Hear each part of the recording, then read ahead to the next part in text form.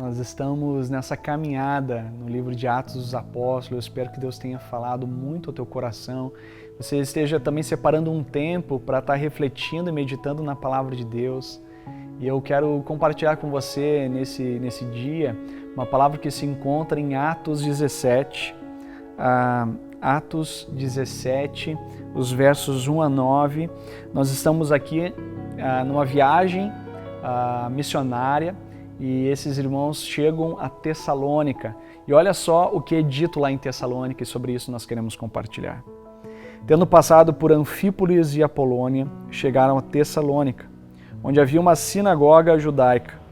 Segundo o seu costume, Paulo foi à sinagoga e por 3 sábados discutiu com eles com base nas Escrituras, explicando e provando que o Cristo deveria sofrer e ressuscitar dentre os mortos. E dizia: este Jesus que proclama é o Cristo. Alguns dos judeus foram persuadidos e se uniram a Paulo e Silas, bem como muitos gregos tementes a Deus e não poucas mulheres de alta posição. Mas os judeus ficaram com inveja, reuniram alguns homens perversos dentre os desocupados e com a multidão iniciaram um tumulto na cidade. Invadiram a casa de Jason em busca de Paulo e Silas, a fim de trazê-los para o meio da multidão. Contudo, não os achando, arrastaram Jason e alguns outros irmãos para diante dos oficiais da cidade, gritando: esses homens que têm causado alvoroço por todo o mundo, agora chegaram aqui. Jason os recebeu em sua casa. Todos eles estão agindo contra os decretos de César, dizendo que existe um outro rei chamado Jesus. Ouvindo isso, a multidão e os oficiais da cidade ficaram agitados. Então receberam de Jason e dos outros a fiança estipulada e os soltaram. Essa palavra aqui ela é muito importante porque ele fala sobre o impacto da nossa fé na sociedade. Eu creio, é muito engraçado que tem algumas pessoas que ficam falando, né? Olha, religião cada um tem a sua, como assim, nós não discutimos religião, porque muitos pensam que religião é algo que eu faço no contexto privado, particular. Eu vou na igreja, eu vou na sinagoga, eu vou em algum outro lugar de templo e culto, e eu tenho a expressão da minha fé nesse lugar, e isso não tem implicação nas outras áreas da vida. Então, não preciso discutir, porque cada um tem o lugar onde gosta de cultuar, o Deus que gosta de cultuar, e isso não tem implicações para a sua vida. Mas eu quero chamar a tua atenção que o Evangelho, nosso relacionamento com Jesus não afeta só o que fazemos ou como fazemos.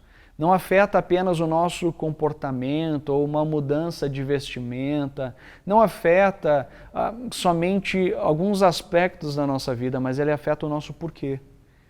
E ao afetar o nosso porquê, ele afeta a nossa cosmovisão e ela muda a nossa mentalidade. E ao mudar a nossa mentalidade, ela muda todas as coisas.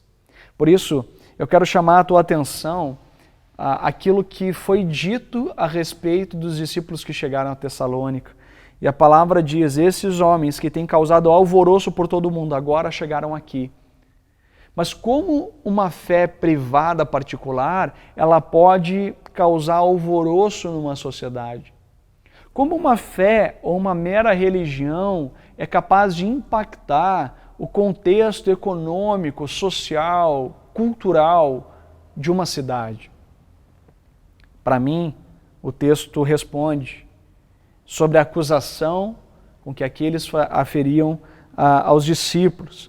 E ele diz o seguinte: eles estão dizendo que existe outro rei chamado Jesus.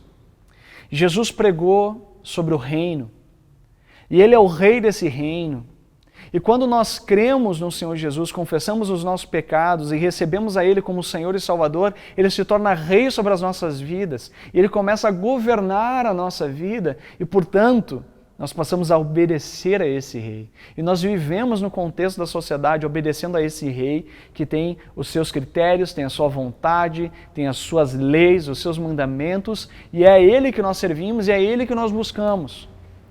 Portanto, Jesus, ele não modifica somente o nosso comportamento.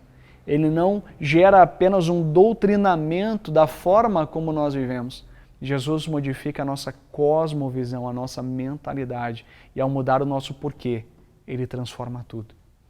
Que Deus possa conceder não só uma mudança de um aspecto da sua vida, mas a mudança integral da sua vida, repensando a própria história da sua vida, aquilo que você faz e o que você faz sobre a luz do Evangelho, aquilo que Jesus faz em você. E perceba, se ainda não chegou no teu porquê, no propósito e razão da sua vida, é porque você ainda não tem desenvolvido um relacionamento com Jesus, onde Ele é Senhor e você é servo, que segue a Ele em obediência. Que Deus te abençoe com esse desafio no seu dia.